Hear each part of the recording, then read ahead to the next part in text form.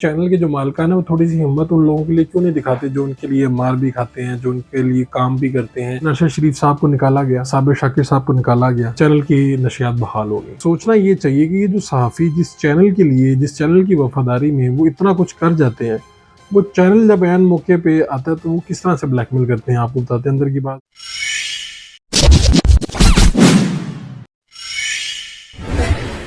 अस्सलाम वालेकुम मेरे बाशुर दोस्तों, आज की वीडियो में बात करते हैं अरशद शरीफ साहब की को खैरबाद कह दिया ARY ने।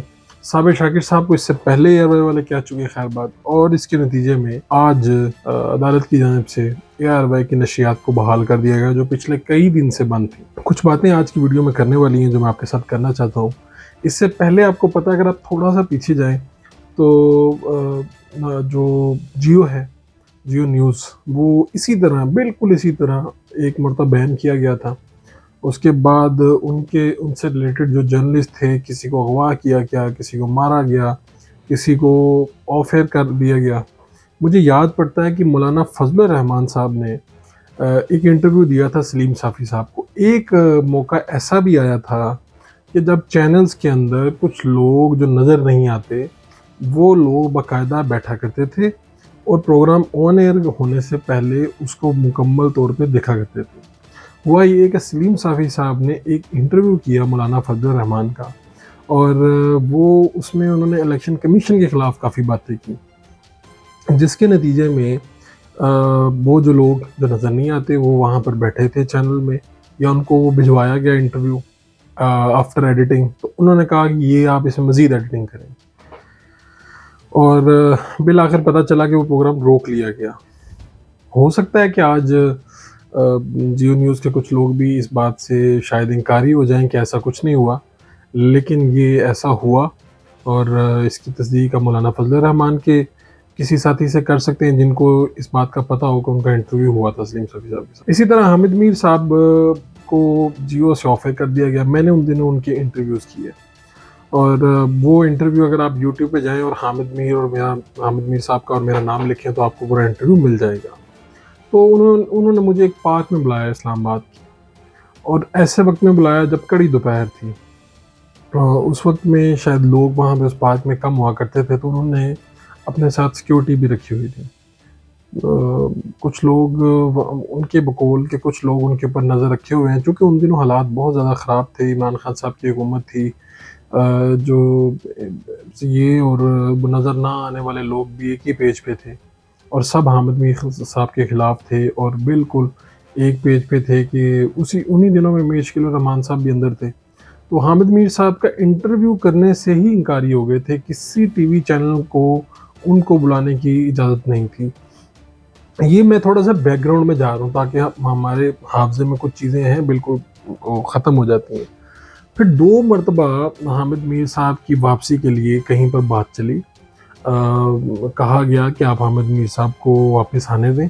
कोई गुस्सा कम हुआ, उन्होंने सख्त बयानात दिए थे। असद तूर का मामला हुआ था, आप सबको याद होगा। अगर नहीं याद तो आप यूट्यूब पे जाइए और तकरीर देख लीजिए। तो हामिद मीर साहब की फिर आप यूँ समझ लें कि वापसी मुमकिन हुई, और माफ़ी लगा। हामिद मीर साहब ने जो अल्फाज इस्तेमाल किए थे, शायद वो तो पाकिस्तान में शायद किसी की इतनी हिम्मत और जुर्रत भी ना हो जो वो इस्तेमाल कर गए लफ्ज़। तो अब अरशद शरीफ साहब और साबिर शाकिर साहब, हुआ ये कि फिर ये हालात उलट हो गए। हालात के जो ये वक्त का पहिया है वो उल्टा चलना शुरू हो गया, और फिर हुआ कि ARY जो पसंदीदा चैनल हुआ करता था नज़र ना आने वालों का और इनका, वो फिर दूसरी सफ़ में खड़ा हो गया जाके। उन्होंने इमरान खान साहब को सपोर्ट करना शुरू कर दी, जिसके नतीजे में जो पेश लोग थे, हालांकि चौधरी गुलाम हुसैन साहब भी पेश थे, बाकी लोग भी थे, लेकिन कुछ लोग ऐसे थे जो बहुत ही आगे जाके बात कर रहे थे, जिन्होंने नज़र ना आने वालों को भी निशाना बनाना शुरू कर दिया। हालांकि इससे पहले जब कोई सहाफ़ी पकड़ा जाता था तो ये सब लोग कहते थे कि बड़ी ये अप्रिशिएट करने वाली बात है, पाकिस्तान के खिलाफ साजिश कर रहे थे ये लोग, ये है। हामिद मीर हो या बाकी लोग, इनके खिलाफ बयानबाजियाँ की जाती थी। हम तो उस वक्त भी कहते थे कि हामिद मीर साहब के साथ भी गलत हो रहा है, और अब भी कहते हैं कि इन लोगों के साथ भी गलत हो रहा है। इन लोगों को अपने अपने मकासद के लिए इस्तेमाल करना और बाद में इनके खिलाफ भी कार्रवाइयाँ करना, ये कोई मुनासिब बात नहीं है। सहाफ़ियों को भी चाहिए कि वो अपने एक कोशिश करें कि उनकी भी एक लिमिट है, उसे क्रॉस ना करें। وہ صحافت کریں، صحافت کے علاوہ جو کام ہے وہ نہیں کرنے چاہیے.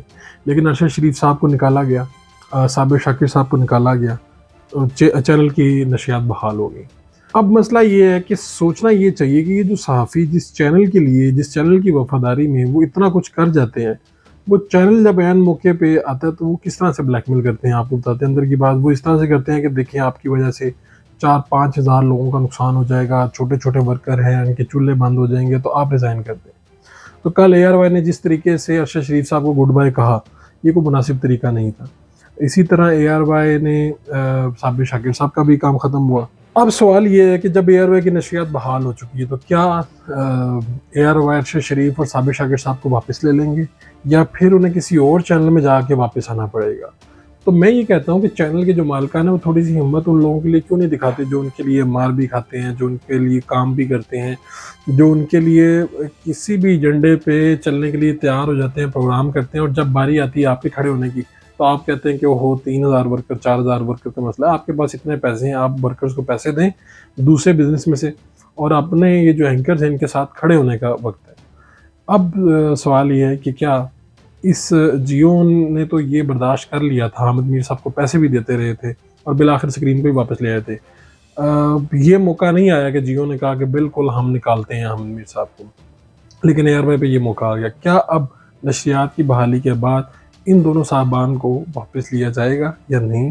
آپ اور میں اور وقت یہ چیزیں طے کریں گے. اپنے میزبان فاروق قریشی دیجیے. اللہ